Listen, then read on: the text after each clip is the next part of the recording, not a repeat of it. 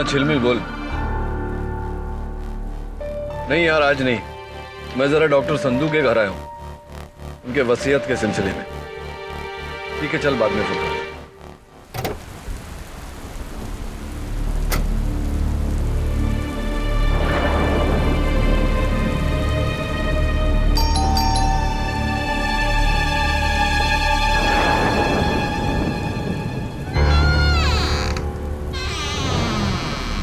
Doctor Sandhu,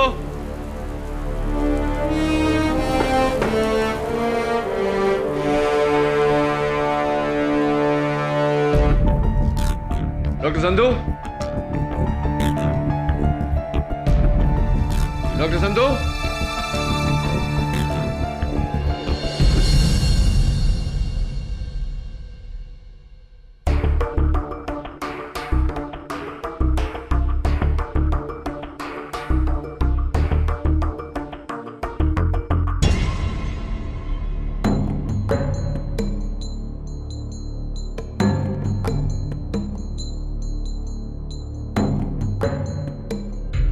doctor Sandhu, KD, क्या कर रहे हैं आप?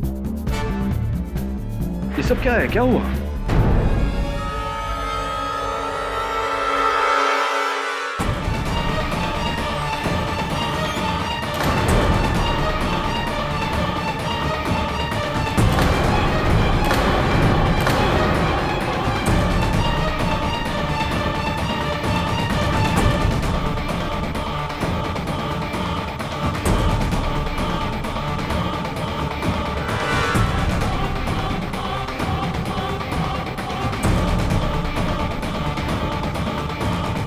रमनीश, मेरा घर जमाई। He is dead doctor Sandhu.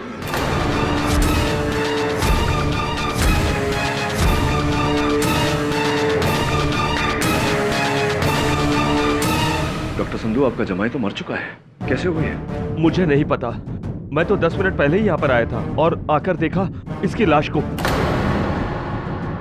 Police को इत्तला की? मैं बस करने ही वाला था। मैं प्लीज फोन करिए, नहीं तो आप मुश्किल में आ जाएंगे। मुश्किल हो जाएगी, लेकिन मैंने इसको नहीं मारा। जैसा मैं कहता हूं वैसा करिए, पुलिस को फोन करिए।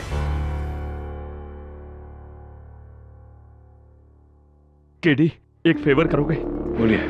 यहाँ से एक बंगला छोड़कर हाउस नंबर 43, उसमें ऋषि ढिंगरा रहते हैं, वहां मेरी बेटी राशि है, जाकर उसे ले आओ प्लीज। मैं ले आता हूँ, फोन करिए। अच्छा।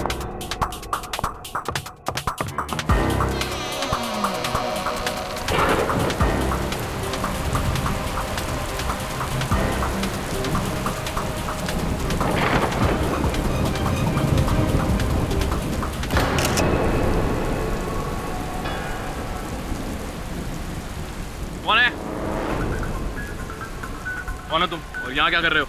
मैं मिस्टर ढिंगरा के यहाँ चला। ये हाउस नंबर 42 है, 43 वो है। Thank you. ये कैमरा लगाया हुआ है आपने? चलिए जाइए यहाँ से।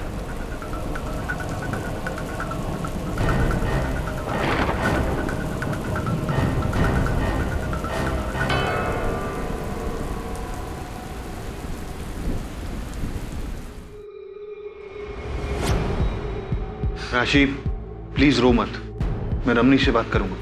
अब कोई फायदा नहीं, बहुत देर हो चुकी है।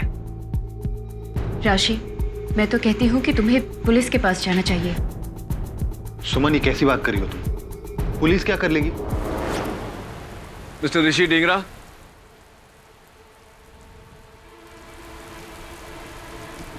हाय, मेरा नाम केडी पाठक है। डॉक्टर संधू ने भेजा है राशि को लेकर। मैं हूँ राशि। क्या बात है, पापा ठीक तो है? जी जी, आपके पापा तो ठीक है, लेकिन आपके पति। क्या हुआ रमनीश को? I'm sorry, he has passed away. ये क्या कह रहे हैं आप?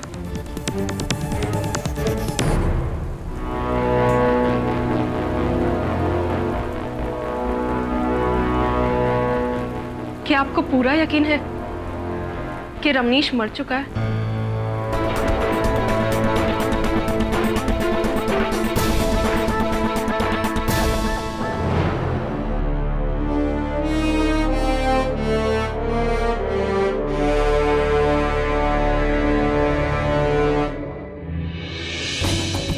चेहरा नीला पड़ा हुआ है, गर्दन पे यहाँ इंजेक्शन का निशान भी है।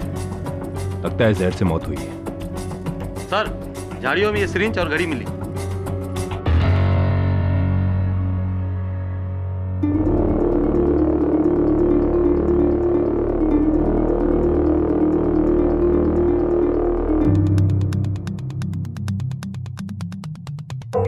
शायद ये वही जहर का इंजेक्शन है जिससे रमनीश की जान ली गई है।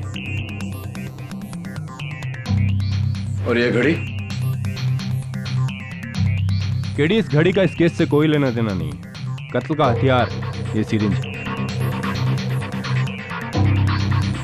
डॉक्टर संधू, कहीं आपकी तो नहीं? मैंने अपने दामाद को नहीं मारा। मैं एक डॉक्टर हूं, मैं लोगों की जान बचाता हूं, उन्हें मारता नहीं।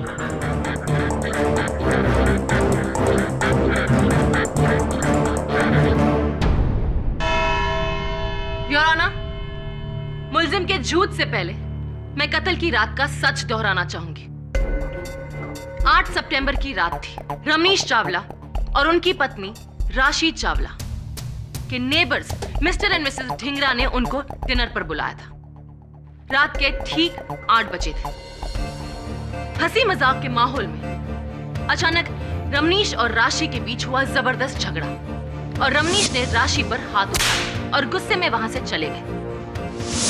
हैरान राशि ने तुरंत अपने पिता डॉक्टर संधू को वहीं से फोन किया और रमनीश की शिकायत की। डॉक्टर संधू गुस्से में तपते हुए घर पहुंचे और ठीक 9:25 पर एज पर फॉरेंसिक्स उन्होंने अपने दामाद का कत्ल कर दिया। ऑब्जेक्शन योर ऑनर, प्रोसिक्यूशन के पास इस इल्जाम का कोई गवाह नहीं। सस्टेन्ड। रमनीश चावला के कत्ल की वजह क्या थी? कैसे हुआ उसका कत्ल? इस इंजेक्शन से। Your honour, mister Ramnish Chawla का कत्ल इस इंजेक्शन में भरे हुए जहर पोटेशियम क्लोराइड से हुआ है। पोटेशियम क्लोराइड जिसे डॉक्टर अपने पेशेंट के ब्लड में पोटेशियम की कमी का इलाज करने के लिए प्रिस्क्राइब करते हैं, और वही डॉक्टर यह भी जानता है कि अगर इसका डोसेज बढ़ाकर गर्दन के नस में डायरेक्ट इंजेक्ट किया जाए तो पेशेंट की मौत हो जाती है। योर ऑनर, मेरे हिसाब से अपनी बेटी की बात सुनकर डॉक्टर संधू ने गुस्से में आकर अपने दामाद रमनीश को जहर भरे इंजेक्शन से मार दिया। क्यों डॉक्टर संधू?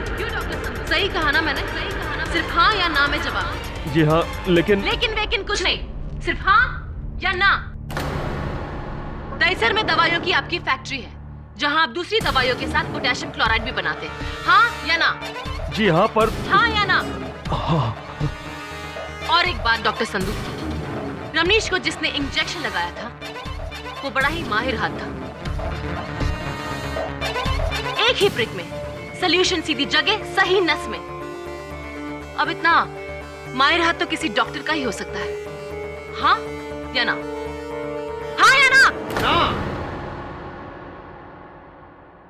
ना प्रोसिक्यूटर साहब। योर ऑनर, माना कि इंजेक्शन लगाना एक कला है, लेकिन इतना असंभव काम भी नहीं कि एक आम आदमी कुछ समय में ना सीख सके। इसीलिए योर ऑनर, ये जरूरी नहीं कि वो इंजेक्शन डॉक्टर संधू के हाथों से ही लगा। जरूरी है केडी, क्योंकि ये उसी कंपनी की सिरिंज है जो डॉक्टर संधू अपने क्लिनिक में अपने पेशेंट पर यूज करते हैं। हाँ, और ये सिरिंज किसी भी केमिस्ट से कोई भी खरीद सकता है। मैं आप एनीबॉडी। सिरिंज खरीदी जा सकती है केडी, लेकिन उस पर लगे उंगलियों के निशान नहीं जो डॉक्टर संधू के हैं।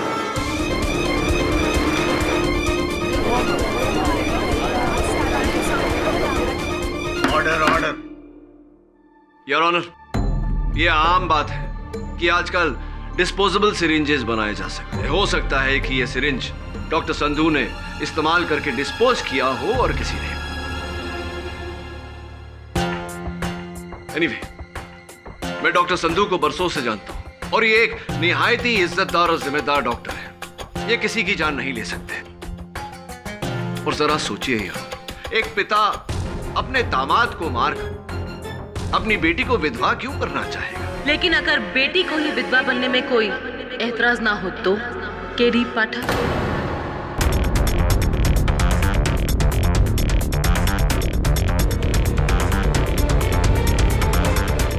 योर ऑनर, मैं मिसेस राशि को कटघरे में बुलाना चाहूंगी। इजाजत है। राशि जी, 8 सितंबर की उस रात जब आप और आपके पति मिस्टर और मिसेस ढिंगरा के घर डिनर पर गए थे, तो अचानक ऐसा क्या हो गया कि हंसी मजाक का माहौल युद्ध में बदल गया? वो रमनीश मुझ पे इल्जाम लगा रहा था। कैसा इल्जाम? बेवफाई का। उसे लगता था कि मेरा किसी और के साथ अफेयर है। कहीं रमनीश की ये तोहमत सच्ची तो नहीं थी? सिर्फ हाँ या ना में जवाब दीजिए। नहीं, बिल्कुल नहीं। तो फिर 11 अगस्त को डिवोर्स लॉयर उमेश सोलकर से आपने डिवोर्स के पेपर क्यों बनाए? जवाब दीजिए। आप रमनीश से छुटकारा पाना चाहती थी और ये छुटकारा दिया आपके पिता ने। नहीं, ना मैंने रमनीश को मारा है और ना ही मेरे पापा ने। राशि जी, आपके पापा ने तो डेफिनेटली रमनीश को नहीं मारा, लेकिन आपके बारे में फिलहाल ये नहीं कहा जा सकता। देखिए, पुलिस को कत्ल के औजार के साथ यानी कि उस सिरिंज के साथ ये अलार्म क्लॉक भी बरामद हुआ है। उस सिरिंज पर तो आपके पिताजी की उंगलियों के निशान है, लेकिन इस अलार्म क्लॉक पर आपकी उंगलियों के निशान है। राशि जी, ये कैसे? How did it happen? मेरे? लेकिन इस पर कैसे? मुझे नहीं पता, इसलिए आपसे पूछ रहा हूँ। लेकिन केडी, रमनीश की मौत तो जहर भरे इंजेक्शन से हुई थी। इस अलार्म क्लॉक का उस केस से क्या लेना देना? Your honour,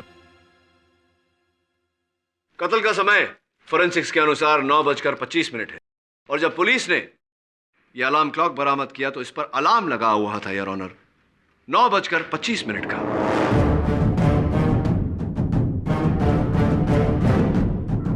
same time as time of death your honour. अब ये इत्तेफाक है या? क्यों नहीं? घड़ी के अलार्म और रमनीश की मौत का क्या ताल्लुक? बहुत गहरा ताल्लुक है। Now miss Jafri, if you don't mind, may I? Thank you. हाँ तो राशि जी, टाइम ऑफ डेथ 9:25, 9:25। आप उस वक्त कहाँ थी? मैं वहीं जहां आप मुझे मिले थे, सुमन के घर पर। लेकिन सुमन ढिंगरा जी के लिखित बयान के अनुसार तो आप 9 बजे से लेकर के 10 बजे तक उनके घर पर नहीं थी। ये कहकर गई थी कि आप अपने रूठे हुए पति को मनाने जा रही हैं। मनाने या मारने? केडी, ये क्या कह रहे हो? डॉक्टर साहब प्लीज शांत रहिए।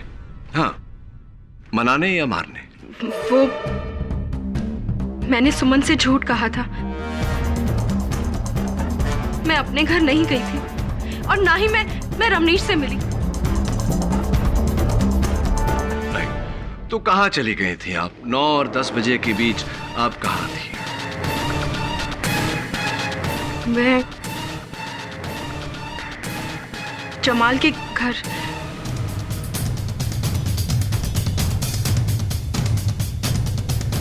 जमाल के घर? कौन जमाल? ओ, मिस्टर जमाल अहमद, आपके पड़ोसी जो एक वाइल्ड लाइफ फोटोग्राफर भी है। इट्स ऑड नो, आप अपनी दोस्त से कहकर गए कि आप अपने रूठे हुए पति को मनाने जा रही हैं और मनाने के बहाने आप अपने पड़ोसी जमाल के घर पहुंच गई। क्यों, ऐसा कुछ चल रहा था क्या आपके और जमाल के बीच? हाँ या ना में जवाब देने की कोई जरूरत नहीं। सोच समझ के आराम से जवाब दीजिए। Take your time. वो जमाल वही आदमी है जिसके लिए मैं रमनीश को छोड़ना चाहती थी। मैं जमाल से प्यार करती हूँ।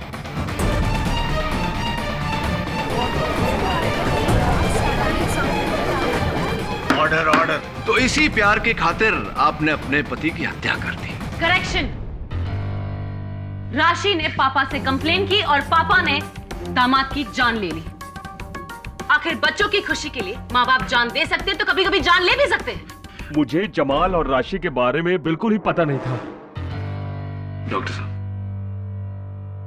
योर ऑनर, मैं चाहता हूं कि जमाल साहब कटघरे में आए और बताएं हमें कि इस मामले के बारे में वो क्या जानते हैं। डॉक्टर संधू सच कह रहे हैं, उन्हें मेरे और राशि के रिलेशनशिप के बारे में कुछ नहीं पता था। हाँ, लेकिन रमनीश को इस बात की खबर थी। हाँ, उसे पता चल गया था और इसी वजह से वो राशि को तलाक नहीं दे रहा था। इंटरेस्टिंग। ये बताइए मिस्टर अहमद कि कत्ल के वक्त 9:25 पर आप कहाँ थे? मैं अपने घर पे ही था और राशि मेरे साथ ही थी।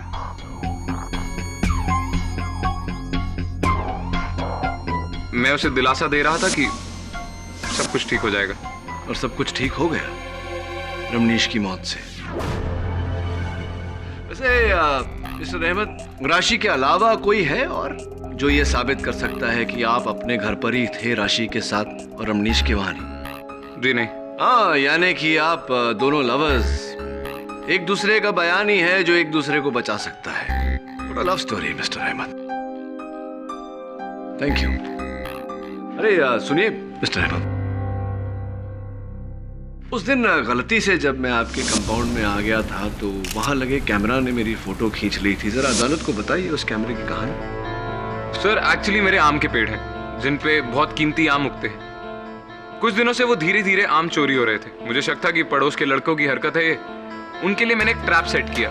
एक ट्राइपॉड स्टैंड पर मैंने एक कैमरा फिक्स किया। उसके शटर से मैंने एक धागा बांधा जिसका दूसरा छोर मैंने पेड़ से बांध दिया, ताकि जैसे ही कोई चोर उस धागे पर अपना पैर रखे उसकी फोटो खिंच जाए और मैं रंगे हाथ उस चोर को पकड़ लूं। क्या बात है, बड़ी चतुराई से जाल बिछाया आपने। योर ऑनर, इस आम के पेड़ और इस कैमरा का इस केस से क्या कनेक्शन है?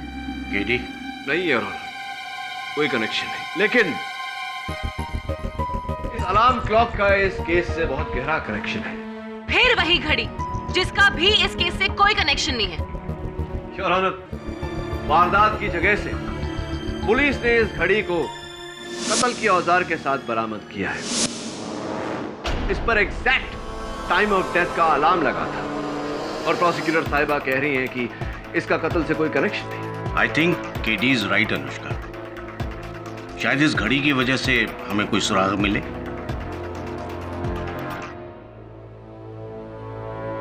हाँ तो मिस्टर अहमद, ध्यान से देखिए इस घड़ी को। आपकी है? जी नहीं। या तो आपकी याददाश्त कमजोर है या फिर आपकी नजर, क्योंकि इस घड़ी के पीछे एक क्लॉक रिपेयर शॉप का टैग लगा हुआ है जिस पर रिपेयर की तारीख 19 जनवरी 2011 और मालिक का नाम मिस्टर जमाल अहमद आप ही का नाम है। जी, शायद ये घड़ी मेरी हो सकती है। तो बताइए कि आपकी इस घड़ी पर आपकी प्रेमिका राशि जी की उंगलियों के निशान कैसे आ गए? कभी राशि घर आई होगी, उसने उस घड़ी को छुआ होगा और उसकी उंगली के निशान इस पे। ये भी बता दीजिए कि ये घड़ी डॉक्टर संधू के घर पर कैसे पहुंच गई? ये मुझे कैसे पता? फिर किसे बताऊं? हाँ, याद आया। आज से कुछ 2 महीने पहले मिसेस सुमन ढींगरा ने मेरे से एक घड़ी बोरो करी थी। बेहतर होगा अगर आप ये सवाल उनसे पूछें। योर ऑनर, मैं मिस्टर अहमद की बात से सहमत हूं। मैं चाहता हूं कि सुमन जी कटघरे में आकर मेरे प्रश्न का उत्तर दें। इजाजत है। जी, वो मेरा अलार्म क्लॉक खराब हो गया था, इस वजह से मैंने मिस्टर जमाल से उनकी घड़ी उधार ली थी। यही घड़ी? जी। तो फिर सुमन जी, ये घड़ी रमनीश की मौत के बाद कत्ल के औजार के साथ डॉक्टर संधू के घर के बाहर झाड़ियों में कैसे पहुंच गई?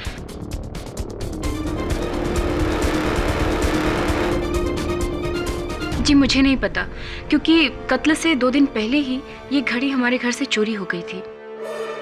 चोरी हो गई थी? जी। Are you sure Suman ji? जी। सिस्टर सुमन,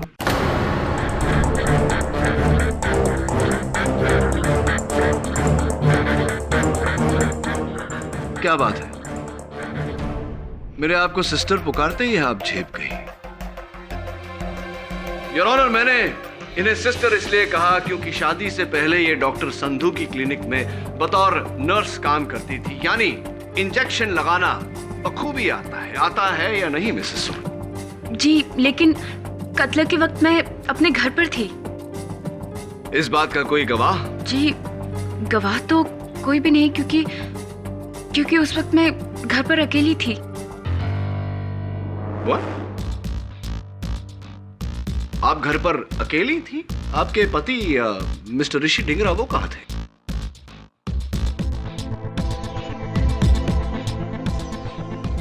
जी, ऋषि रमनीश से मिलने के लिए डॉक्टर संधू के घर गए थे। योर ऑनर, ऋषि रमनीश से मिलने डॉक्टर संधू के घर गए थे।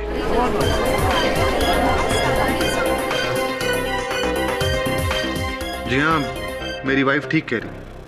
उस रात मैं अपने घर से निकलकर रमनीश के घर की ओर गया था। क्यों गए थे वो? जी, राशि ने हम लोगों से कहा था कि वो रमनीश को लेकर हमारे पास आई, लेकिन जब वो नहीं आई तो मुझे लगा कहीं उन दोनों के बीच फिर से लड़ाई ना हो गई। इसीलिए मैं उन दोनों को समझाने के लिए उनके घर की ओर गया, लेकिन मैं अंदर नहीं गया था। आप उनके घर की ओर निकले थे लेकिन अंदर गए नहीं, ये बात हम कैसे मान लें मिस्टर ढिंगरा? एनीवे, ये बताइए कि इस घड़ी के बारे में कुछ जानते हैं आप? क्या है इसका राज? ये डॉक्टर संधू के बाहर उन झाड़ियों में कैसे पहुंचा? और 9:25 का अलार्म इस पर किसने लगाया? कुछ जानकारी है इसके बारे में? सॉरी, मुझे इस घड़ी के बारे में कुछ नहीं पता। चलिए ये बताइए कि जिस समय आप डॉक्टर संधू के घर की ओर बढ़े थे, आपकी घड़ी में क्या समय हो रहा था? सॉरी, मुझे कुछ याद नहीं। मैं बताती हूँ। कत्ल का वक्त 9:25, क्योंकि केडी पाठक की तरह ऋषि ढिंगरा भी गलती से जमाल अहमद के कैमरा जाल के शिकार बने।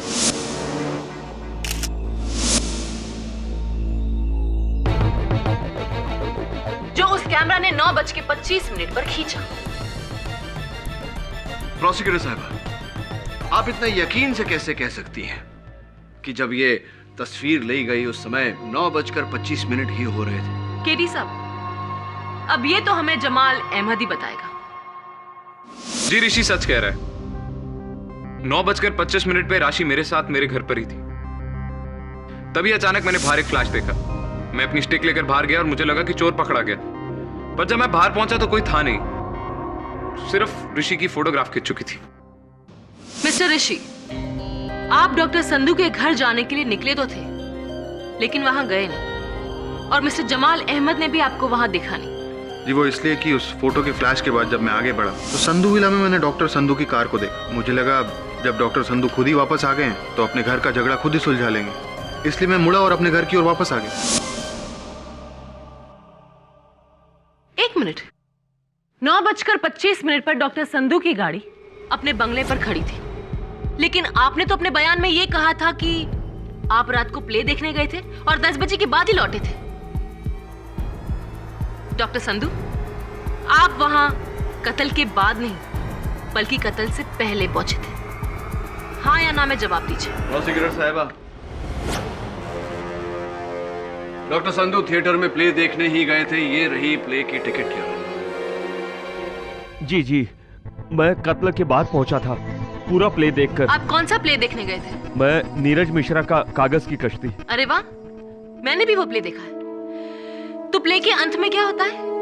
क्या चारुलता की शादी नरेन से हो जाती है? सिर्फ हाँ या ना में जवाब दीजिए। मुझे पता नहीं।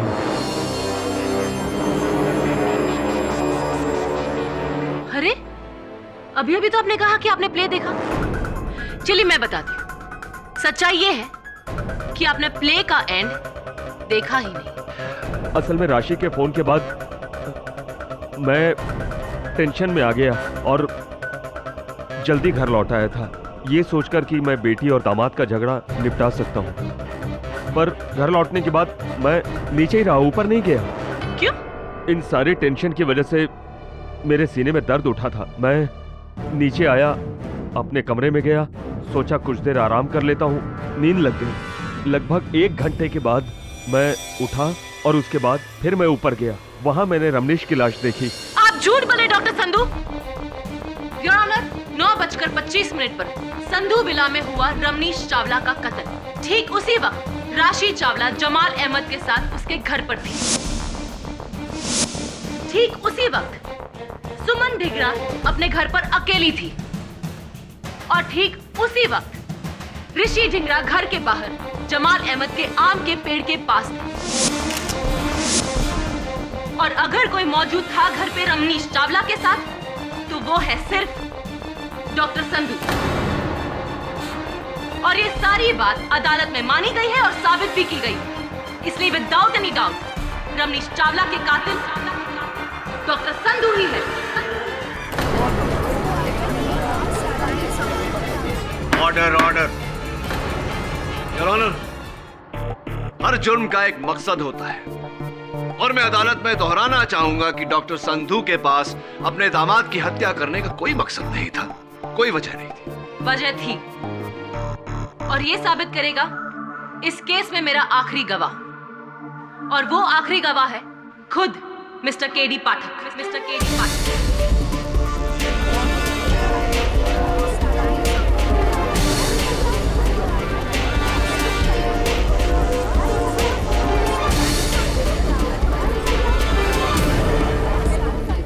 इस केस में मेरा आखिरी गवाह, और वो आखिरी गवाह है खुद mister KD Pathak. Mister KD Pathak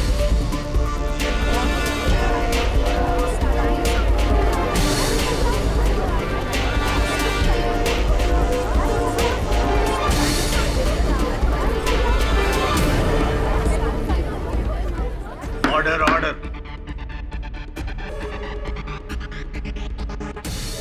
seriously? You must be joking. No, I'm not. KD, आप केडी को बुलाना चाहेंगे? योर ऑनर, मिस्टर केडी पाठक वो पहले शख्स थे जिन्होंने डॉक्टर संधू को लाश के पास देखा। हाँ योर ऑनर, लेकिन मुझे कोई गवाहनामा, कोई समन्स नहीं भेजा है। योर ऑनर, अगर आपकी इजाजत हो, मैं मिस्टर केडी पाठक को समन्स यही देना चाहती हूँ। इजाजत है। Thank you.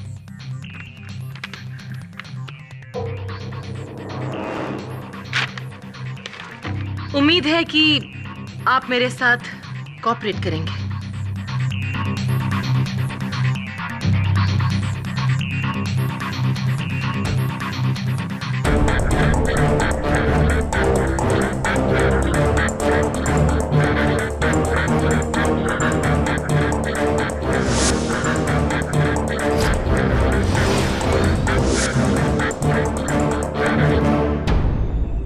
So mister KD पाठक, उस रात आप डॉक्टर संधू के घर क्यों गए?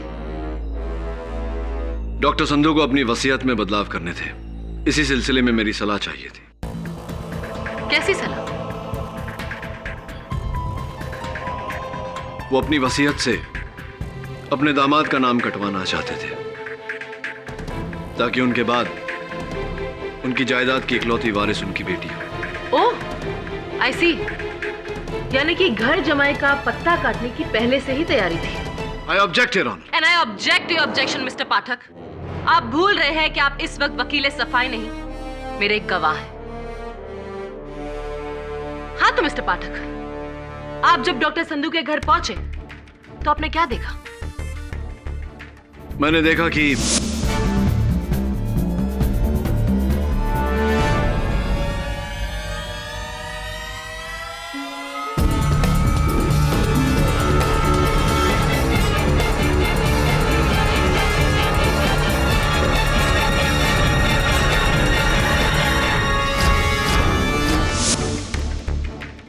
डॉक्टर संधू को लाश मिले 10 मिनट हो गए और उन्होंने पुलिस को नहीं बुलाया। अजीब बात है। आपको नहीं लगता केडी?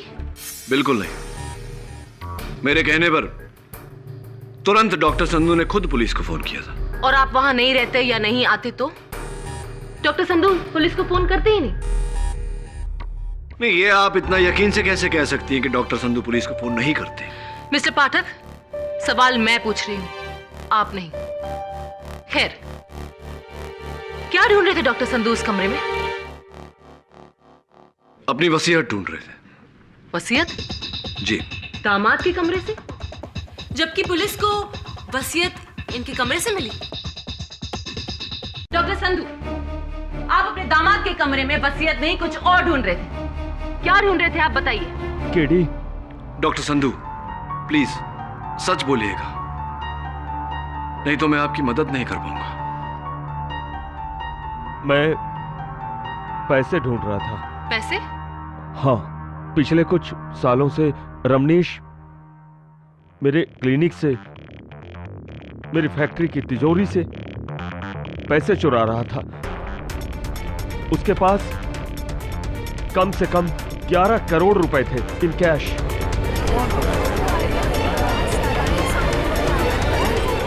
Order order. वो पैसे रमनीश ने अपने कमरे में छुपा कर रखे हुए थे। मैं उन्हीं पैसों को ढूंढ रहा था, लेकिन वो पैसे मुझे उसके कमरे में नहीं मिले। और ये बात आप अदालत में अब बता रहे हैं? हाँ, वो पैसा कैश में था जिस पर आयकर नहीं भरा गया है। अगर इतने सारे कैश के बारे में बताता तो मैं खुद मुसीबत में फंस गया होता। मुश्किल में तो आप अब आ गए हैं डॉक्टर संधू, क्योंकि अब आपके पास अपने दामाद को मारने की एक नहीं बल्कि 2 वजह है। पहली, अपनी बेटी को छुटकारा दिलाना, और दूसरी, अपने 11 करोड़ को हासिल करना। योर ऑनर, बेटी और दौलत दोनों के प्यार का बदला है ये बेरहम कत्ल।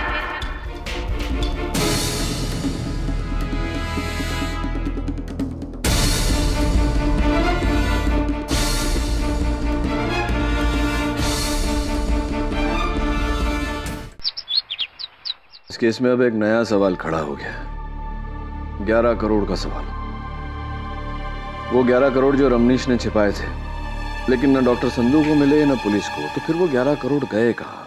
केडी, अदालत ने तुमको ये क्लॉक लेने कैसे दिया? अरे क्योंकि मेरे अलावा सबको लगता है कि ये बेकार है, इसका इस केस से कोई ताल्लुक नहीं। और तुमको लगता है कि इसका केस से कोई कनेक्शन है? 100% है मिसेस बिलमोरिया। पुलिस ने जब ये अलार्म क्लॉक बरामद किया तो इस पर मिट्टी लगी हुई थी, यानी कि इसे कहीं गाड़ा गया था जमीन में, और इस केस का रहस्य भी वहीं गड़ा हुआ है। ढूंढना पड़ेगा।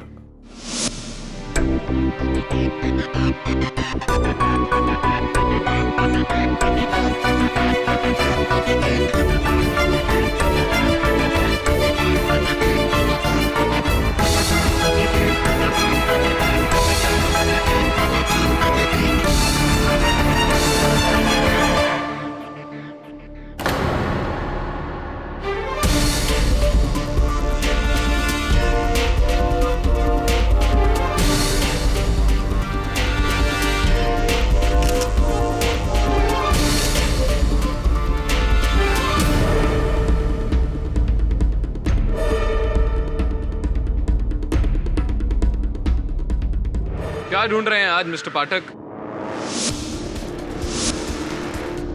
मेरे ही कंपाउंड में?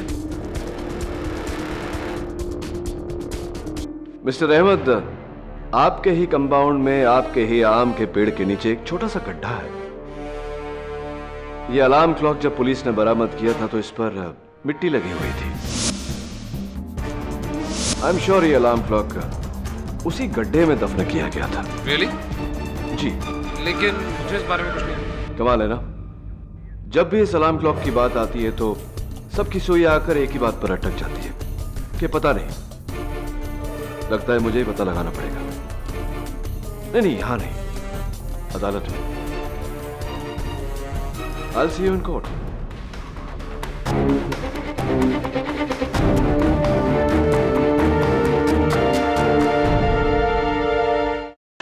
योर ऑनर, जैसा कि आप उन तस्वीरों में देख रहे हैं, मिस्टर जमाल अहमद के बगीचे में मुझे एक 5 इंच की डायमीटर का गड्ढा मिला,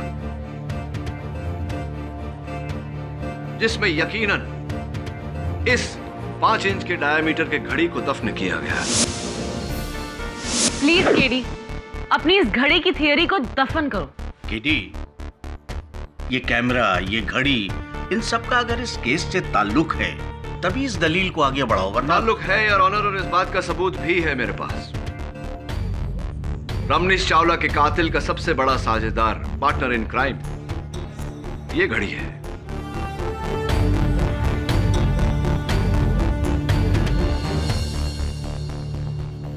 हाँ तो मिस्टर अहमद, उस दिन रात को 10:30 बजे जब आपके कैमरा ने मेरी तस्वीर ली तब फ्लैश हुआ, आप बाहर आए और आपने मुझे वहां पाया। जी। ठीक 1 घंटे पहले जब उसी कैमरा ने तस्वीर ली और फ्लैश हुआ और आप बाहर आए, आपने मिस्टर ऋषि ढींगरा को नहीं देखा। वो वहां थे ही नहीं। क्यों ऐसा ऐसा कैसे हुआ? जी वो घर चला गया था, उसने अपने बयान में भी यही कहा है। रियली? मुझे याद क्यों नहीं है? योर ऑनर, मैं मिस्टर ढींगरा को एक बार फिर से बुलाकर यह बात कंफर्म करना चाहता हूं। जी मैं पहले भी कह चुका हूँ कि गलती से मेरा पैर उस कैमरे से लगे धागे पर पड़ा, उससे मेरी फोटो खिंच गई। फिर मैं थोड़ा आगे बढ़ा तो मैंने डॉक्टर संधू की गाड़ी को देखा। देखकर मैं मुड़ा और अपने घर की ओर चला गया। शायद इसीलिए जमाल मुझे देख नहीं पाया। गलती हो रही है आपसे मिस्टर ढींगरा। आप अपने घर की ओर नहीं, आप डॉक्टर संधू के घर गए थे। रमनीश चावला का कत्ल कर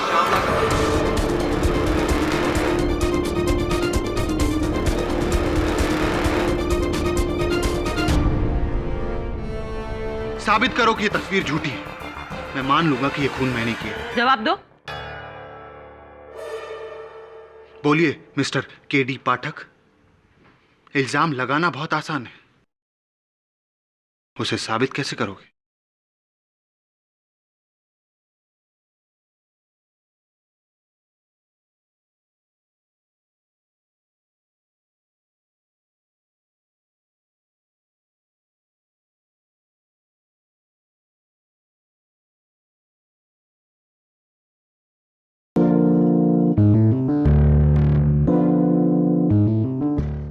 रमनीश चावला का कत्ल कर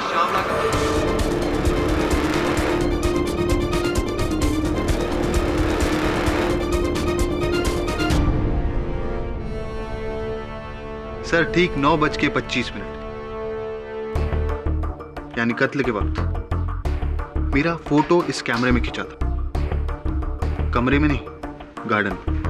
हाँ बात तो ठीक है, उस कैमरे ने फोटो खींची थी आपकी। ये इस तस्वीर की बात कर रहे हैं? जी हाँ। लेकिन मिस्टर ढींगरा, ये तस्वीर कैसे हो सकती है? क्योंकि आप गार्डन में तो थे नहीं, आप तो डॉक्टर संधू के घर पर थे, रमनीश चावला का कत्ल कर रहे थे आप। तो फिर अपने आप कैमरा ने 9:25 पर ऋषि की फोटो खींची। कैसे? जादू से? Order order. प्रोसिक्यूटर साहिबा, आपके सवाल का बड़ी बेसब्री से इंतजार कर रहा था। बिल्कुल ठीक कहा आपने, जादू से। योर ऑनर, जैसा कि हम सब जानते हैं, जादू महज आंखों का भ्रम है।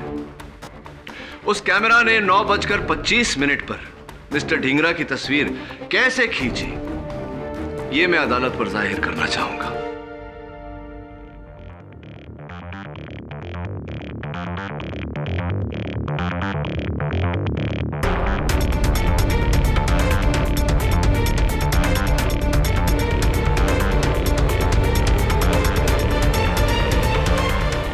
योर ऑनर, मिस्टर ढींगरा ने बड़ी चालाकी से मिस्टर जमाल अहमद के बगीचे में लगाए हुए कैमरे के शटर से एक वायर लगाया, जिसका दूसरा छोर उन्होंने इस अलार्म क्लॉक के अलार्म की चाबी पर लगाया। ठीक 9:25 का अलार्म लगाया।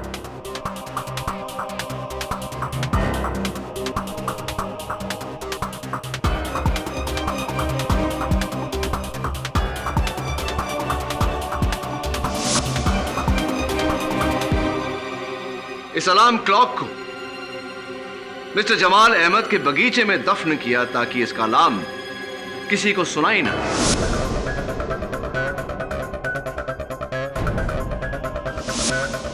डॉक्टर संधू के घर दाखिल हुए।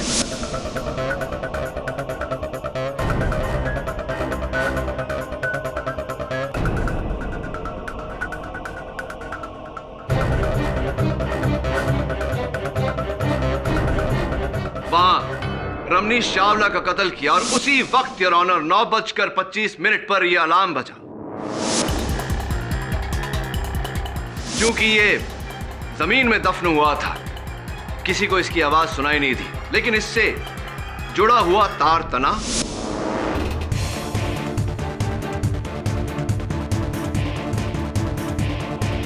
और कैमरे ने तस्वीर ली। मिस्टर जमाल अहमद दौड़कर बाहर आए, लेकिन उन्होंने वहां किसी को नहीं पाया। जैसे ही वो अपने घर में दाखिल हुए, मिस्टर ऋषि ढींगरा बाहर आए। उन्होंने कैमरे में से उसकी असली चिप निकाली और अपनी चिप, जिस पर इनकी ली हुई अपनी तस्वीर थी, उसे कैमरा में डाली।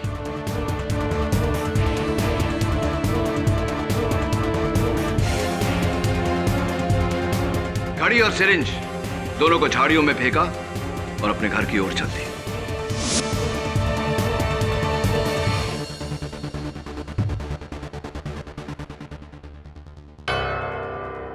What nonsense? क्या बकवास है ये? क्या सबूत है कि ये सब मैंने किया है? क्या सबूत है कि ये कोई और नहीं कर सकता था? राशि, जमाल या फिर खुद डॉक्टर संधू? क्या उस घड़ी पर मेरे निशान है? क्या सबूत है ये फोटो झूठी है? कहीं और खींची गई है? साबित करो कि ये तस्वीर झूठी है। मैं मान लूंगा कि ये खून मैंने किया। जवाब दो। बोलिए mister KD Pathak.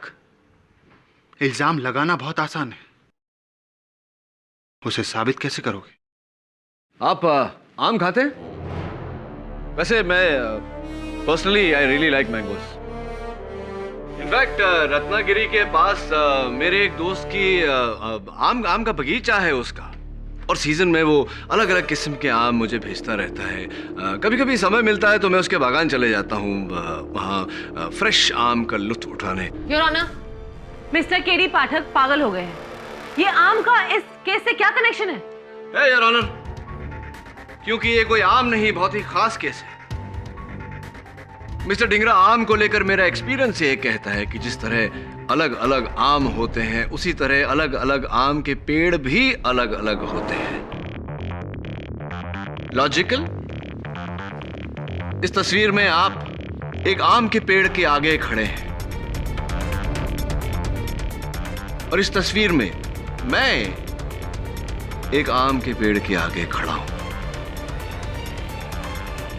Your honour, मैं जिस आम के पेड़ के सामने खड़ा हूं, वो आम का पेड़ तो मिस्टर जमाल अहमद के बगीचे में है, लेकिन मिस्टर ढींगरा जिस आम के पेड़ के सामने खड़े हैं, वो आम का पेड़ कहां है, ये हमें मिस्टर ढींगरा ही बता सकते हैं। मिस्टर ढींगरा, बताइए, जिस आम के पेड़ के आगे आप खड़े थे, वो आम का पेड़ कहां है? कहां खड़े होकर आपने तस्वीर निकलवाई?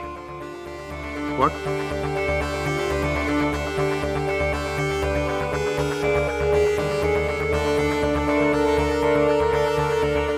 How utterly forgetful of me, Your Honor. एक अहम बात तो मैं कहना भूल ही गया।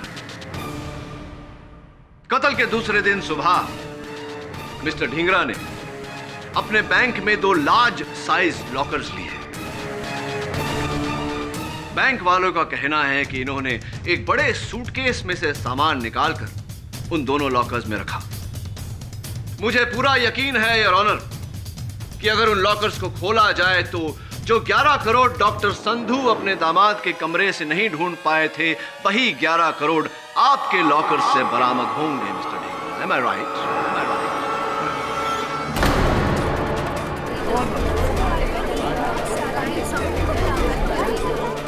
Order order. राशि ने एक दिन सुमन से इमोशनल होकर सब कुछ कह दिया था। उसने कहा कि रमनीश ने डॉक्टर संधू के क्लिनिक से 11 करोड़ रुपए चुराए।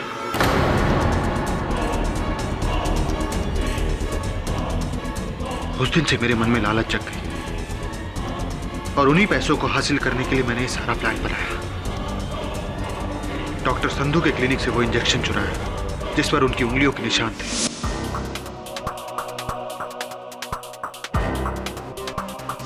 और पोटेशियम क्लोराइड का जहर भरा। इंजेक्शन लगाना तो मैंने सुमन से कई सालों पहले ही सीख लिया था। और फिर वो घड़ी, धागा, कैमरा, दबे पांव, रमनीश का कत्ल।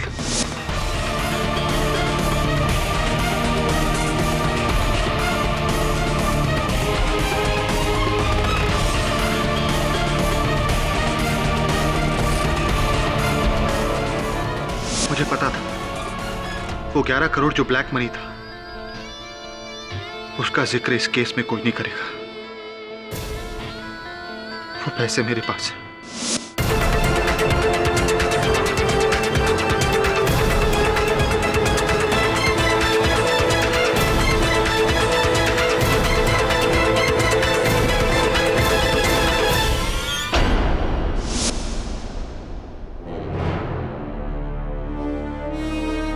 डॉक्टर संधू बेकसूर है। Thank you for the confession, Mr. Dhingra. Your Honor, the defense rests. ये अदालत ऋषि ढींगरा को रमनीश चावला के कत्ल के जुर्म में गिरफ्तार करने का हुक्म देती है और डॉक्टर संधू को बाइज्जत बरी करती है। The case is closed. Oh mister Jafri, एक बात कहनी थी आपसे। इस केस में इस अलार्म क्लॉक का साथ न देकर आपने बहुत बड़ी गलती की। हाँ, वो हिंदी में कहावत है ना कि अगर आप वक्त का साथ न दें तो वक्त आपका साथ नहीं देता। Better luck next time.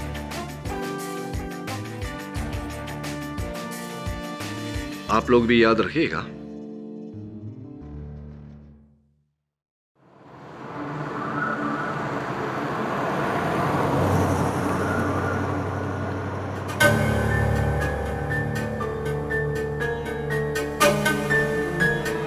ना हिम्मत भाई, मैं उधार की तारीख नहीं बढ़ा सकता।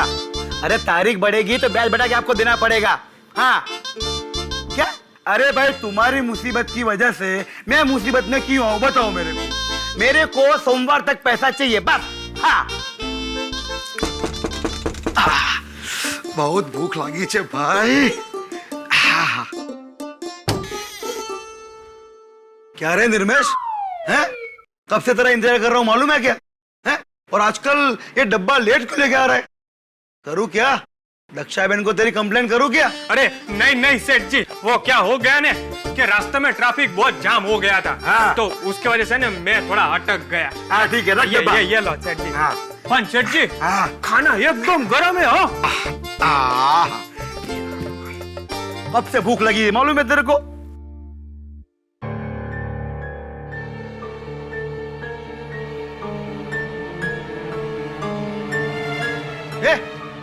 क्या देख रहा है उधर? हैं? सेठ जी, वो क्या है ने कि दक्षा बहन ने है ने पिछले महीने के टिफिन के पैसे मंगाए। अरे तेरे को और दक्षा बहन को मेरे पे भरोसा नहीं है क्या? हैं? क्या मैं आज ही मरने वाला हूँ? हैं? रुक, देता हूँ। रुक, किधर खड़ा रहे?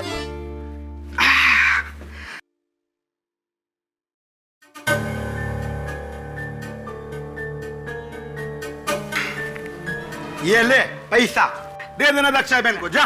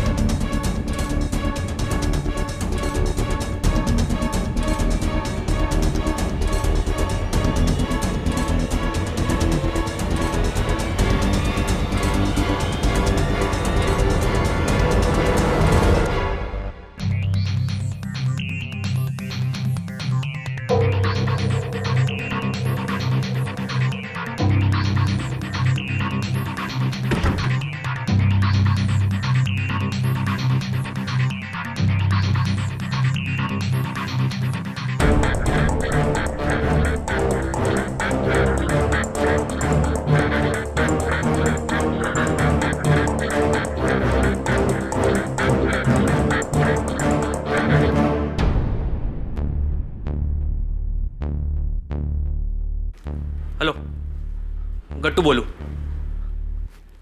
बेहोश हो गए? हाँ हाँ 100%। खाने ने अपना काम कर दिया है। हाँ रखता हूँ।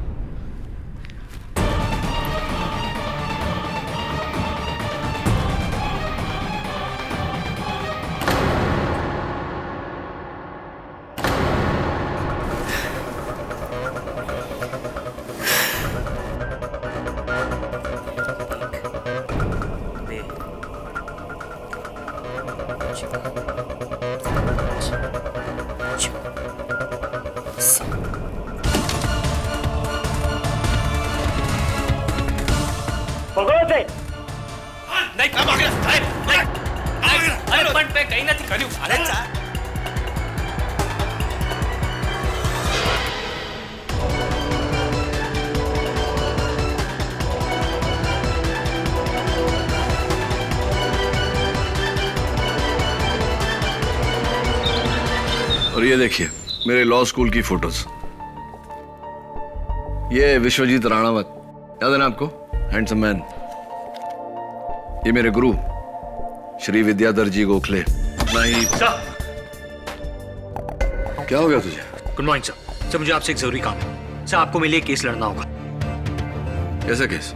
दक्षा बहन का केस सर। सर जब मैं अहमदाबाद में 3 साल तक कॉलेज में था तो हर रोज उन्हीं के वहां से टिफिन आता था।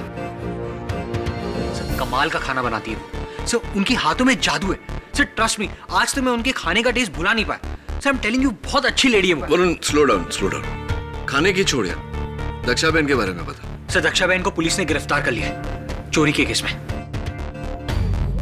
Sir. But I am very sure उन्होंने चोरी नहीं की, किसी ने उन्हें फंसाया sir. I am telling you ना, वो बहुत अच्छी लेडी। यार देख वरुण, मैं तो मर्डर केस से लड़ता हूँ, चोरी का केस है, चोपड़ा साहब लड़ लेंगे ना? चोपड़ा साहब नहीं सर।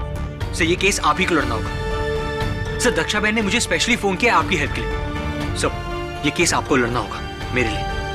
अगर तू कह रहा है बेगुनाह है तो लड़ना ही पड़ेगा सर। लेकिन एक प्रॉब्लम है, इसके लिए हमें अहमदाबाद जाना होगा। टिकट करवा ले। Thank you sir. 10 मिनट है बस, समझ गए हो? इससे ज्यादा नहीं।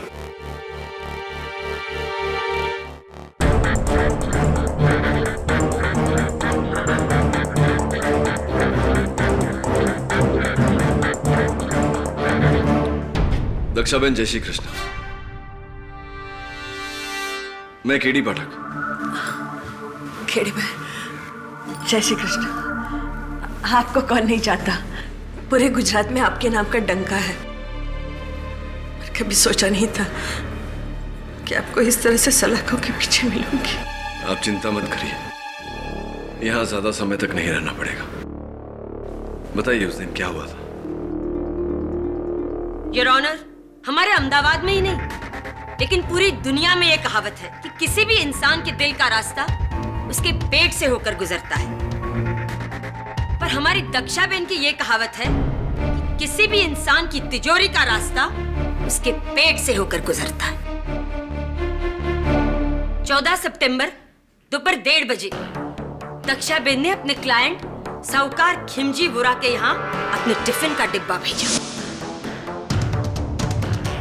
ये टिफिन का डिब्बा जिसमें तरह तरह के स्वादिष्ट पकवान थे, इतने टेस्टी, इतने अच्छे कि इंसान पकवान के साथ साथ अपनी उंगलियां भी चाट जाए और फिर बेहोश हो जाए, क्योंकि इसी दक्षा बहन ने उसमें बेहोशी की दवाई मिलाई हुई थी।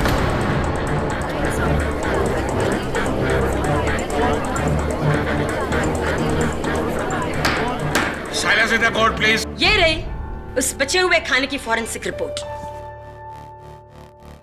और उसी नशे में खिमजीबाई फौरन बेहोश हो गए। बस इसी मौके की ताक में बैठा दक्षाबेन का साथीदार गट्टू परमार फौरन दुकान के अंदर आ गया और पूरे 4,30,20,000 रुपए की चोरी की। खिमजी वोरा की पूरी जमा पूंजी। खिमजीबाई वोरा इस अदालत में क्यों नहीं आए? योर ऑनर, वो आईसीयू में है। उनकी दोनों किडनियां कमजोर हो गई हैं।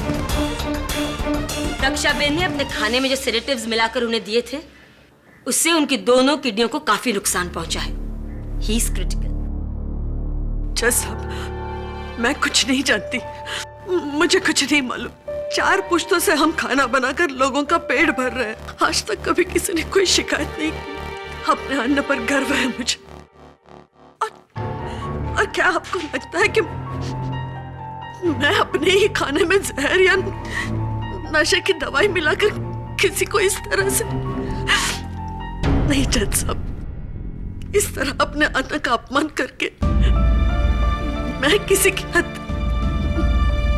नहीं, ये मेरे संस्कार नहीं है जज साहब। दक्षाबेन, आपके संस्कार क्या हैं, क्या नहीं है, भाई ये तो हम नहीं जानते। पर आप मेरा विश्वास कीजिए कि एक बात तो मैं अच्छे से जानती हूँ कि फिलहाल आप जो कुछ भी बोल रही हैं वो सरासर झूठ बोल रही हैं। और रहा सवाल आपके संस्कारों का, ये तो हमारे गवाहों से पता हमें चल ही जाएगा, है ना? जज साहब, मेरा पहला गवाह है रंगे हाथों चोरी करते हुए पकड़ा गया चोर गट्टू परमार।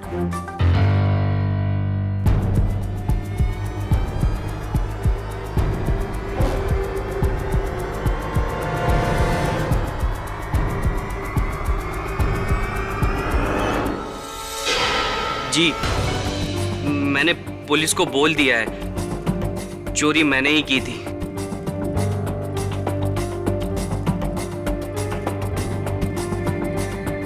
वाह गट्टू वाह, शाबाश। ये कहकर तुमने अदालत की बहुत बड़ी मदद की है। पर हमारी एक छोटी सी प्रॉब्लम और है, उसे भी सॉल्व कर दो। खीमजी बाई के घर से कुल 4,30,20,000 रुपए चोरी हुए थे, पर तुम्हारे घर से तो उसकी आधी रकम ही बरामद हुई है ना? बाकी नहीं। बाकी रकम मैंने उसको दी थी जिसने मुझे चोरी करने वहां भेजा था, मेरा भागीदार। तुम्हारा भागीदार है ना? कौन? दक्षाबेन।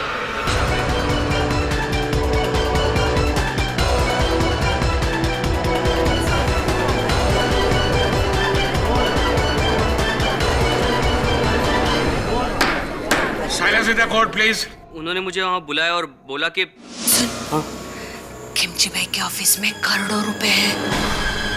हाँ, दोपहर के वक्त उनके ऑफिस में कोई भी नहीं होता, सब लोग खाना खाने के लिए घर चले जाते हैं। मैं खिमजी भाई के डब्बे में बेहोशी की दवा मिला दूंगी। हाँ, उन्हें खाना खिला देना, फिर चोरी करके सारा रुपया ले आना। वहां से जो भी पैसे मिलेंगे उसमें से आधे तेरे, आधे मेरे। ठीक है दक्षाबेन। झूठ, जैसा भी आदमी झूठ बोल रहा है, झूठ है ये। मैं इसे नहीं जानती, मैंने इसे पहले कभी नहीं देखा और ना ही इसने मुझे देखा है। ये मुझे फंसा रहा है जज साहब, ये मुझे फंसा रहा है, ये झूठ बोल रहा है। मैं अपने माँ की कसम खा के कह रही हूँ, ये झूठ बोल रहा है। इसने मुझे कभी कोई पैसे नहीं दिए, कभी नहीं। दक्षाबेन, ये अंबे माता का ही प्रकोप है, क्योंकि आपने उनकी झूठी कसम खाई और इस बात के मेरे पास गवाह हैं। एक नहीं, पर 3। हाँ, मैंने इस आदमी को 2 हफ्ते पहले दक्षाबेन के घर से निकलते देखा था। हाँ, मैंने भी इसे देखा था, पर मुझे देखकर ये मुंह छुपाकर भाग गया था। हाँ साहब, मैंने भी इस आदमी को दक्षाबेन के घर से निकलते देखा था। सुना दक्षाबेन? उखाड़ पड़ी? नहीं? ले, अब भी आप कहेंगी कि आप गट्टू को नहीं जानती? नहीं? चल, कोई बात नहीं, मैं मदद करती हूँ। पहचाना इस बैग को? योर ऑनर, ये वही बैग है जिसमें से पुलिस को 2,15,10,000 रुपए बरामद हुए थे, और ये बैग दक्षाबेन के घर के बाहर कूड़ेदान में मिली थी। और इन्होंने ही गट्टू को ये बैग वहां रखने के लिए कहा था। नहीं जज साहब, मैं कुछ नहीं जानती, मुझे नहीं मालूम ये पैसे वहां कैसे आए। ये मैंने कुछ नहीं झूठ बोल रहे हैं सब झूठ बोल रहे हैं जज साहब। तो फिर तुम्हारे खाने में तुम्हारे अलावा बेहोशी की दवा और कौन डाल सकता है? मिसेस कक्कर, बस इसी प्रश्न की प्रतीक्षा कर रहा था कि खिमजी बाई के टिफिन में दक्षा बहन के खाने में दक्षा बहन के अलावा और कौन बेहोशी की दवा मिला सकता है। योर ऑनर, दक्षा बहन अपने 4 पुश्तों की कमाई हुई प्रतिष्ठा और इज्जत चंद रुपयों के लिए दांव पर लगा दे, यह संभव नहीं है। बड़ी साफ बात है कि खिमजी बाई के टिफिन में बेहोशी की दवा दक्षा बहन ने नहीं, किसी और ने डाली थी। किसी और ने? I don't feel bad, लेकिन आप मुंबई वाले किसी भी नतीजे पर फौरन पहुंच जाते हैं।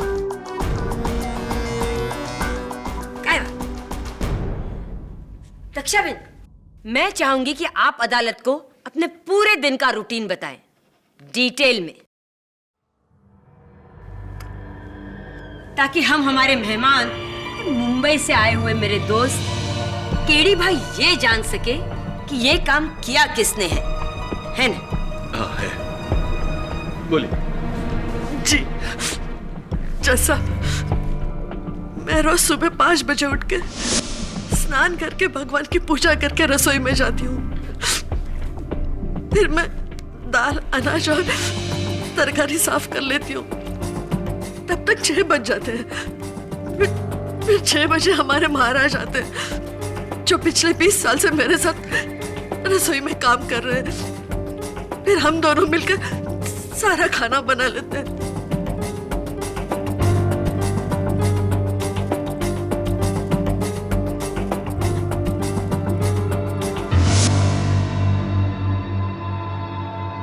राइट, यानी आप दोनों ही होते हैं, कोई तीसरा नहीं होता। नहीं केडी भाई, हमारे महाराज तो इतने गुणी है कि वो अकेले हाथ सबका खाना बना सकते हैं। फिर 10 बजे तक सारा खाना बन जाता है, दाल, चावल, सब्जी और मीठा। फिर 10 बजे पवित्र आती है।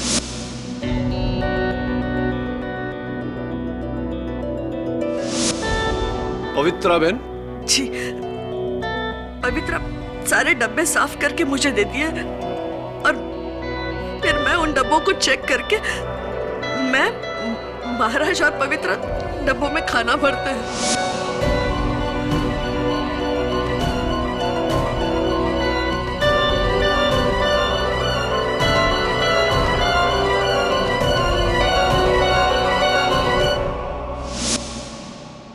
दक्षा बहन, डब्बे में खाना पैक करने से पहले क्या आप चखती हैं? हाँ हाँ केडी भाई, हमेशा।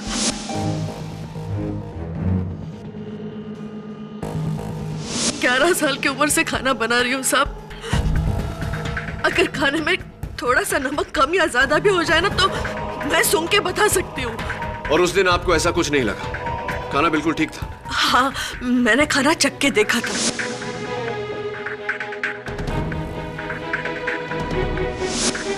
चलिए, खाना तैयार हो गया, डिब्बों में भर गया। फिर मेरे दोनों लड़के आते हैं, निर्मेश और मनसुख। मेरा मतलब जो मेरे लिए रसोई में काम करते हैं। फिर ये दोनों अपने अपने लिस्ट के मुताबिक डब्बों को बांटने के लिए चले जाते हैं। मतलब ए से लेकर जेड तक, खाना बनाने की क्रिया से लेकर उसे डिब्बे में भरकर भेजने की क्रिया तक, हर काम आपकी नजर के सामने होता है ना? तो जब ये कार्य चलता है उस समय आप कहाँ होती? मैं वही रहती हूँ केडी भाई, मेरी नजर यहाँ से वहां जरा नहीं हटती।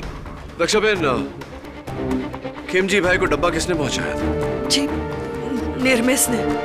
भी क्या बताओ साहब, मेरे सामने तो ना डब्बा पूरा टाइम बंद था, क्योंकि मैंने तो डब्बा लिया ने, मैंने तो सीधा साइकिल पे टांगा ने, बिना किधर रुके मैं तो सीधा खेमजी भाई के ऑफिस पर पहुंच गया।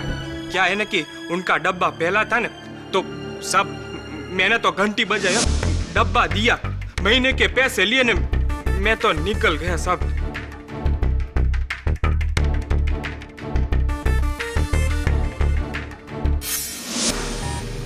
तो उस समय खिमजी भाई के साथ उनके दफ्तर में कोई था? नहीं साहब, वो तो अकेले थे, पर और तो और साहब उन्होंने है ना मेरे सामने डब्बा खोला और खाना शुरू कर दिया। हैं? किसी और को उसमें कुछ भी मिलाने की गुंजाइश थी ही नहीं, है ना? Brilliant observation Mrs Thakkar, thank you very much. हाँ तो आम तौर पर डब्बा लेकर खिमजी भाई के ऑफिस कितने बजे पहुंचते थे आप? यही 1 बजे। लेकिन उस दिन तो आप 1:20 पे पहुंचे थे, ये 20 मिनट लेट क्यों हो गए?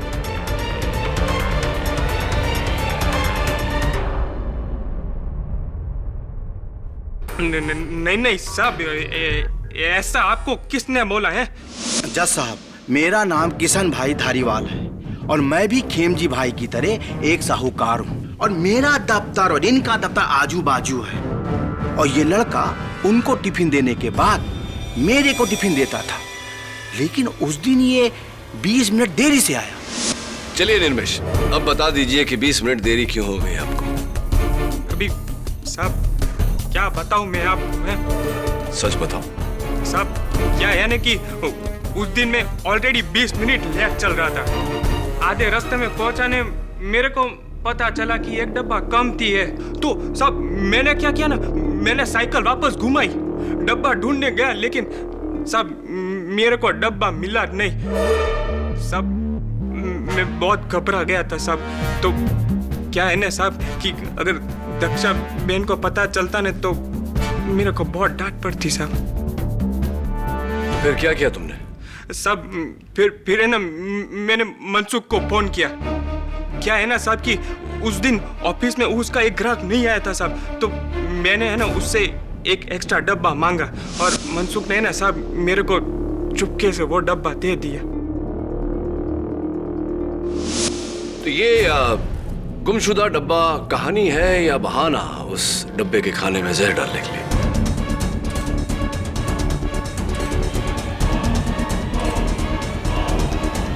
नहीं साहब, मैंने ऐसा कुछ भी नहीं किया। एक और बात निर्मेश, गट्टू का कहना है कि जब वो ऑफिस में चोरी करने घुसा तो ऑफिस का दरवाजा खुला था।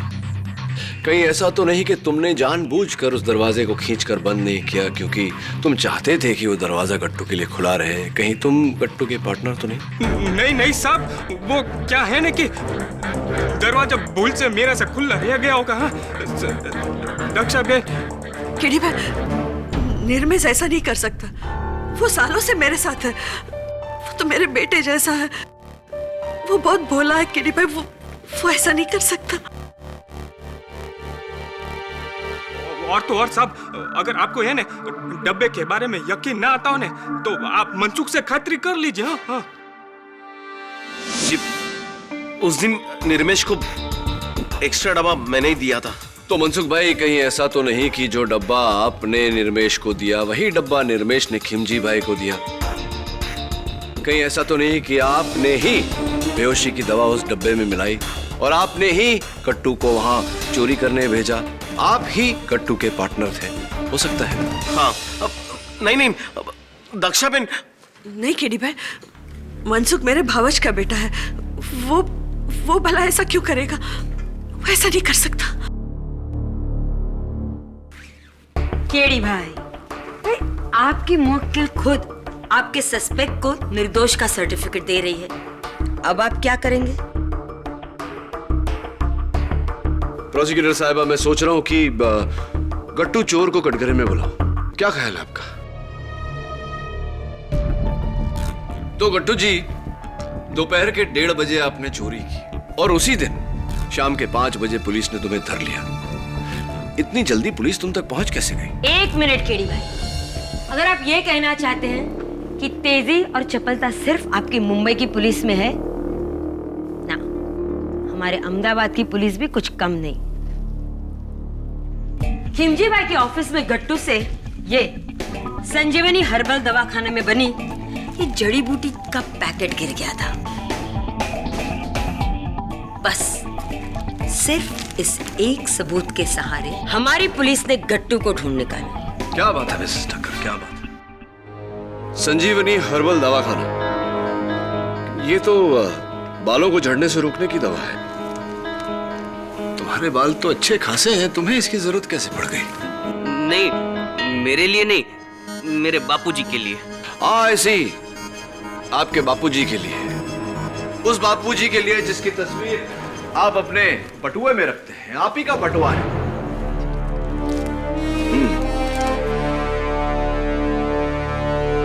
बड़े हैंडसम है आपके बापूजी। तो मैं समझा नहीं, आपके सर पर इतने घने बाल हैं, आपके बापूजी के सर पर एक भी बाल नहीं, तो ये दवा किसके लिए थी? वो कहीं पुलिस के लिए तो नहीं थी? ताकि पुलिस उस दवा के पैकेट के जरिए दवाखाने तक पहुंचे और दवाखाने के जरिए आप तक। आप ये कहना चाहते कि इसने जानबूझकर ये पूरी गिराई? जी जी। केडी भाई, ऐसा आपके मुंबई में होता होगा, हमारे अहमदाबाद में नहीं, है ना? एक बात बताइए प्रोसिक्यूटर साहिबा, अक्सर चोर चोरी करके भाग जाता है, फरार हो जाता है, तो फिर गट्टू ने ऐसा क्यों नहीं किया? वो अपने घर जाकर चोरी की रकम बिस्तर पर फैलाकर दरवाजे खिड़कियां खोलकर क्यों बैठा था? ये उसकी बेवकूफी थी या चालाकी, ताकि पुलिस तुम्हें पकड़े और तुम अदालत में दक्षाबेन के खिलाफ गवाही दो।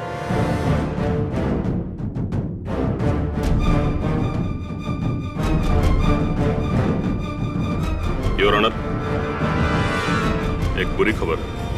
मिलॉर्ड, दक्षाबेन ने जो बेहोशी की दवा खिमजी भाई को दी थी, उससे उनकी किडनी फेल हो गई और अभी 1 घंटा पहले उनकी मौत हो गई।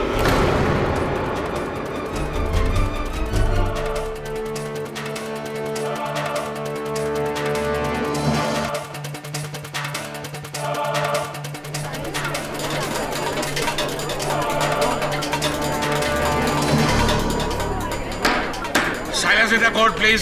शबीन, ये क्या कर दिया तुमने? कुछ पैसों के लिए आपने एक आदमी की हत्या कर दी। तो आप पर सिर्फ चोरी का इल्जाम था। आप एक खूनी है आप। जज साहब, खिमजी वोरा की हत्या के आरोप में दक्षाबेन को कड़ी से कड़ी सजा दी जाए। नहीं जज साहब, मैंने कुछ नहीं किया, मैंने कुछ नहीं किया केडी भाई। मैं खिमजी भाई की दुखद मौत ने इस केस को बड़ा ही गंभीर मोड़ दिया है। जिस तरह के हालात दिख रहे हैं, मैं ये सोचने पर मजबूर हो गया हूं कि क्या यह पूरा षड्यंत्र सिर्फ पैसों की चोरी के लिए किया गया था या खिमजी भाई की मौत के लिए। यह केस एक मर्डर केस बन चुका है। जब तक इस केस की पूरी तरह छानबीन ना हो, यह अदालत मुलतवी की जाती है।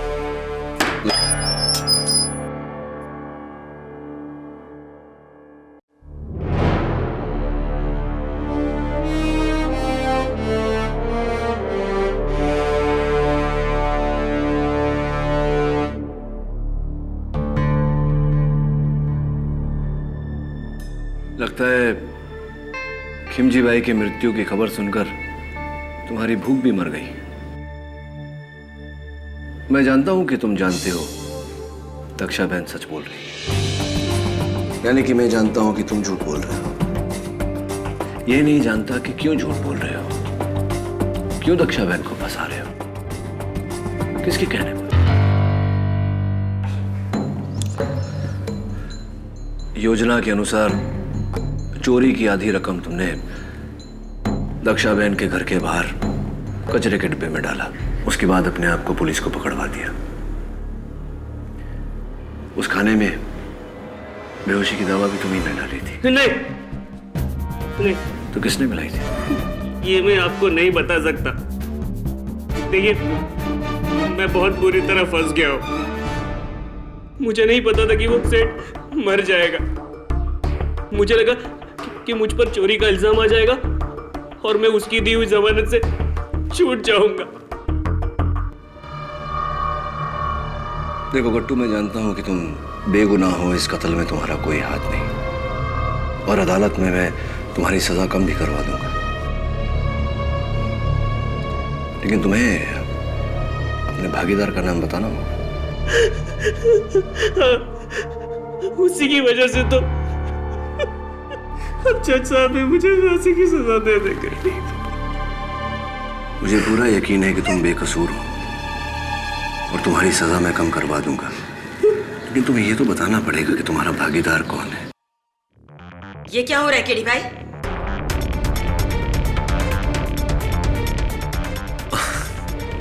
विशेष कुछ नहीं, बस गवाह से थोड़ी जानकारी हासिल करने का प्रयत्न कर रहा था। अंधेरी कोठरी में उसे धमका कर बात अरे तू पागल થઈ ગયો છે? હા, अरे यार डिफेंस लॉयर छे, दक्षाबेन को निर्दोष साबित करके तुझे फांसी के फंदे पे चढ़ा देगा। फांसी हो जाएगी तुझे, समझाए तने? समझाए? तुझे जो कुछ भी कहना है मुझे कह, और वो भी अदालत में। केडी भाई आप, ये हमारा अहमदाबाद है, आपका मुंबई नहीं, जो आपके लिए सारे दरवाजे आसानी से खुल जाएंगे। यहाँ सब कुछ हमारे तरीके से होगा, समझिएगा? है ना? समझ गया। वैसे इसका जवाब मैं आपको दूंगा अदालत में।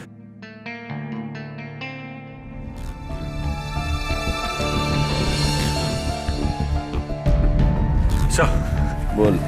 सर ये रहा टिफिन, दक्षाबेन के घर से ही लाया हूं, और उस दिन ऐसा ही टिफिन खीमजी भाई के यहां भी गया था। और सर ये दक्षाबेन की रेसिपी की किताब जो आपने मंगवाई थी। पर आप इस किताब का क्या करेंगे?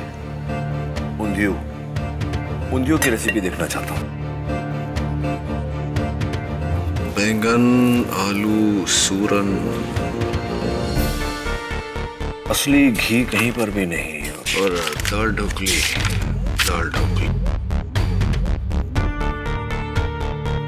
इसमें भी असली घी नहीं पड़ता। असली घी? हाँ असली घी, फिर क्योंकि फोरेंसिक्स के रिपोर्ट के अनुसार खिमजी भाई को जो डब्बा गया था उस खाने में असली घी के ट्रेसेस पाए गए। देखना यह है कि असली घी ऊंधियू में था या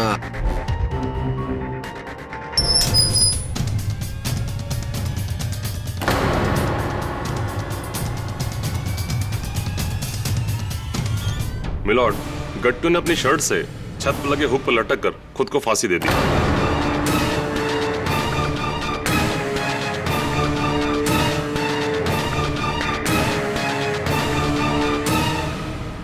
गट्टू ने अपनी जान दी नहीं या ऑनर, बल्कि केडी पाठक ने उसकी जान ली है।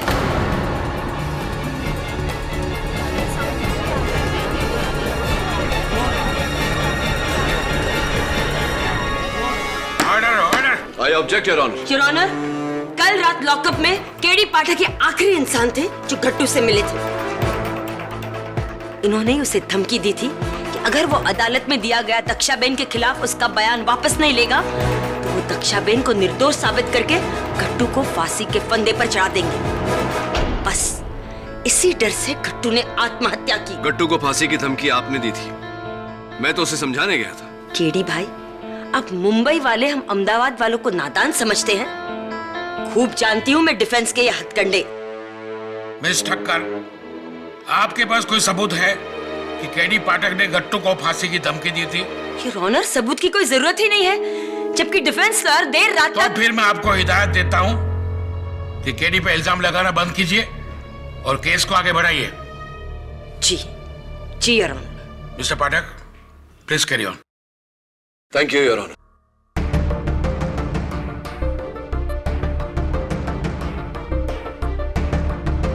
योर ऑनर, ये हूबहू वैसा ही टिफिन है जैसा उस दिन खिमजी भाई के दफ्तर में भेजा गया था।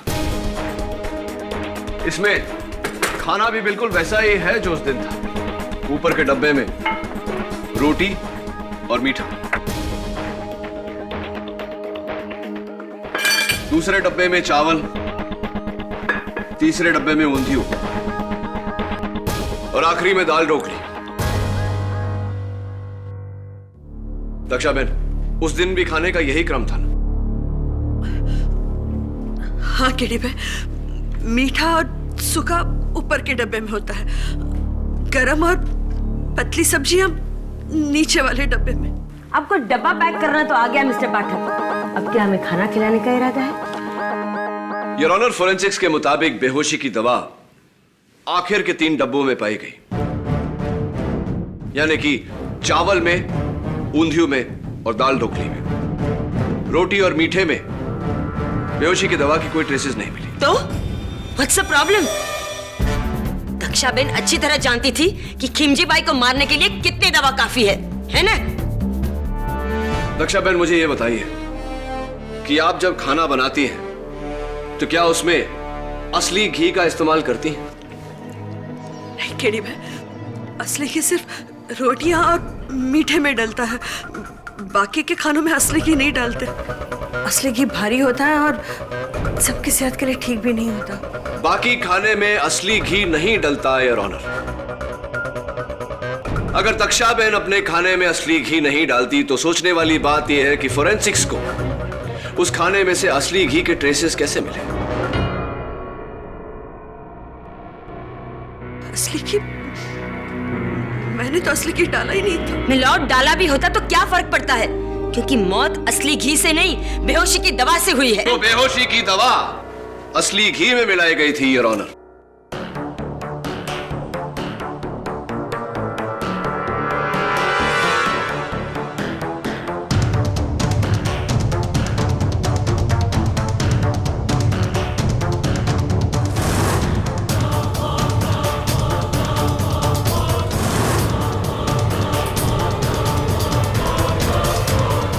योर ऑनर, इस घी को खिमजी बाई के टिफिन के ढक्कनों पर इस तरह लगाया गया।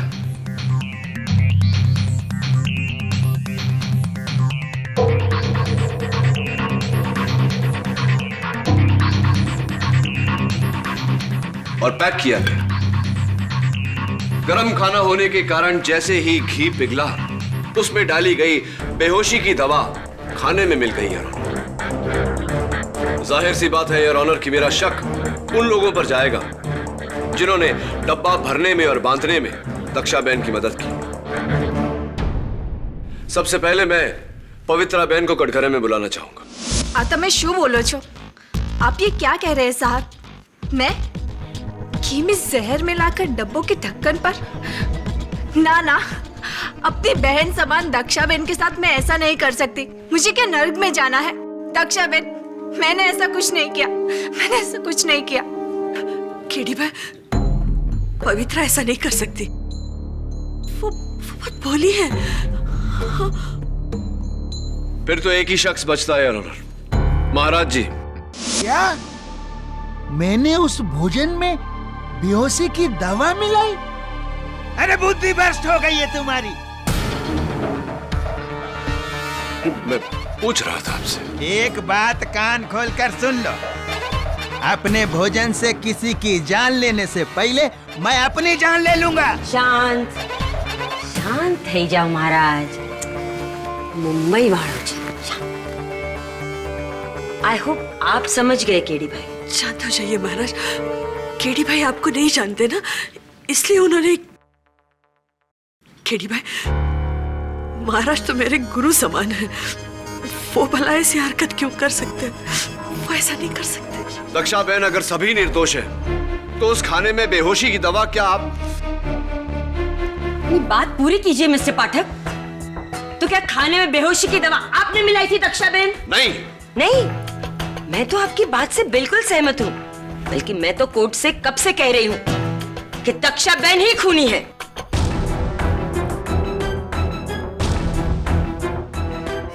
मिस्टर पाठक, आपने जो डब्बे के ढक्कनों पर लगे घी की दलील दी है, उससे काफी हद तक मैं सहमत हूं। इस डब्बे को फोरेंसिक भेजा जाए और ढक्कनों की पूरी तरह जांच की जाए। लेकिन केडी, गट्टू की मौत के बाद तुम्हारे लिए मुश्किल हो गया है यह साबित करना कि दक्षाबेन के अलावा कोई दूसरा उसका भागीदार था।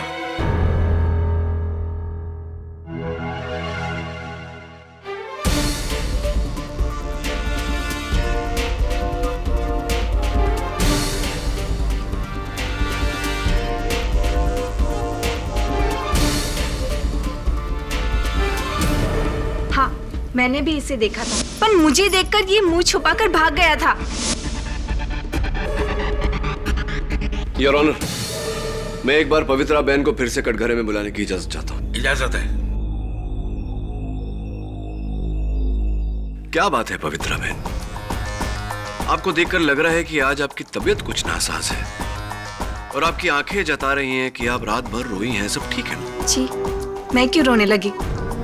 वो तो मुझे थोड़ा बुखार है। वो ऐसी बुखार है? ऐसा कैसा बुखार? एक सुहागन जिसका रोजमर्रा का श्रृंगार है मंगलसूत्र पहनना, सिंदूर लगाना, वो भूल गई हैं आप?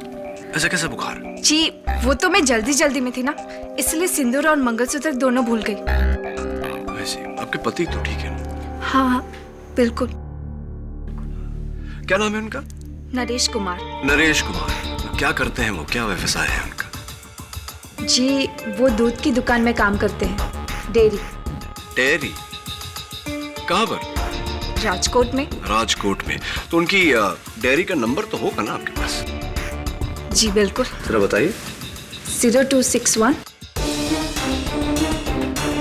2854 2854 524।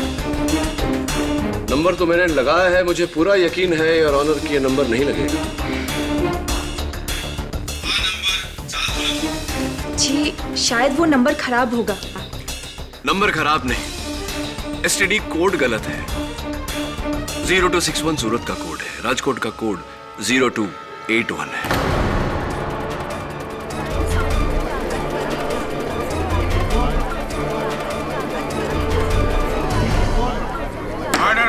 जरा अपने हाथ बताइए, कलाई बताइए।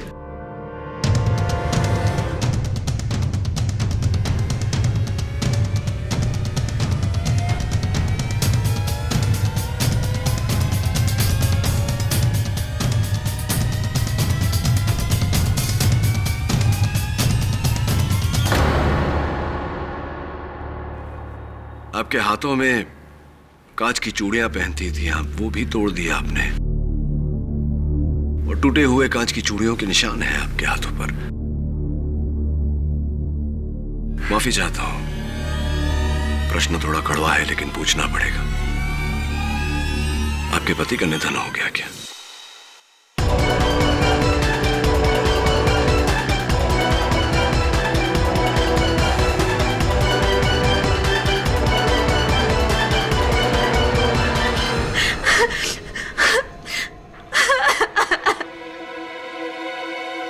यही दंड है मेरा कि मैं अपने पति के मौत पे खुल के रो भी नहीं सकती।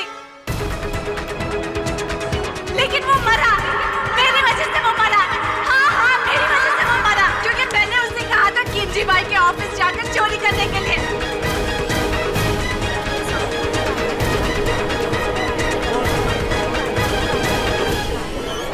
Order order.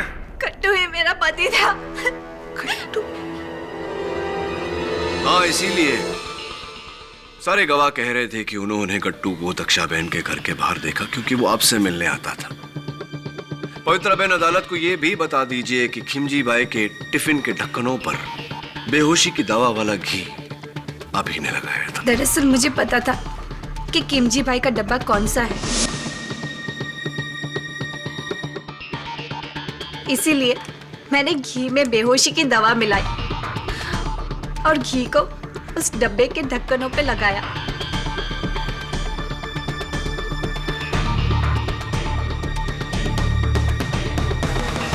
और फिर मैंने अपने गट्टू को कहा कि वहां जाकर चोरी करे।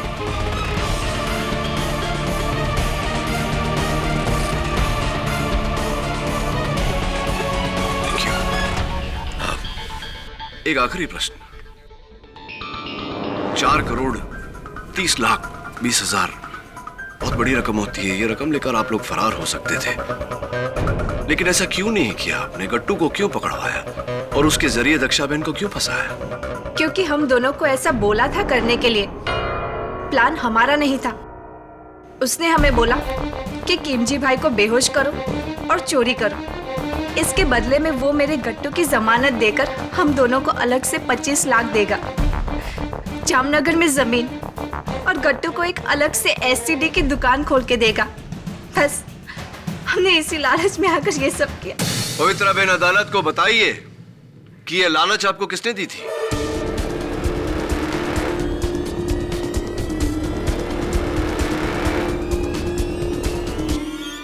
किशन भाई धारीवाल ने।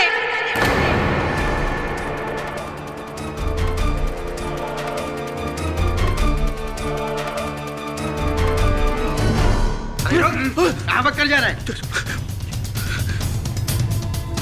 जज साहब, खेमजी भाई की वजह से मेरी साहूकारी का धंधा चौपट हो रहा था और उन्होंने मेरे सारे ग्राहकों को हथिया लिया था। इससे पहले कि मैं बर्बाद होता, मैंने उन्हें मारने का प्लान बना डाला। जज साहब, मुझे पता था कि उनके गुर्दे कमजोर हैं और बेहोशी की दवा का जरा सा ओवरडोज उन्हें मार देगा, और इसीलिए पवित्रा और गड्डू को चोरी का लालच दिया ताकि वो अनजाने में खेमजी भाई का खून कर सके। और जज साहब, ये सब मैं अपने धंधे को बचाने के लिए किया था और ये सारा प्लान मैंने बनाया था जज साहब, मैंने। Arrest my case, Your Honor. ये अदालत किशन भाई धारीवाल और पवित्रा बेन को खिमजी भाई वोरा के दफ्तर से चोरी करने और उनके मर्डर के केस में दोषी ठहराते हुए उन्हें गिरफ्तार करने का हुक्म देती है और दक्षा बेन को इस इल्जाम से बाइज्जत बरी करती है। The case is closed.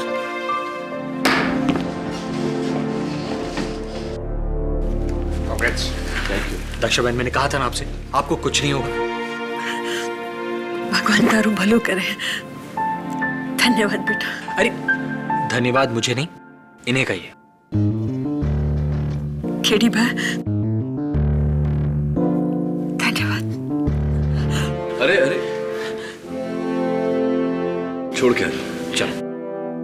जय श्री कृष्ण। जय श्री कृष्ण।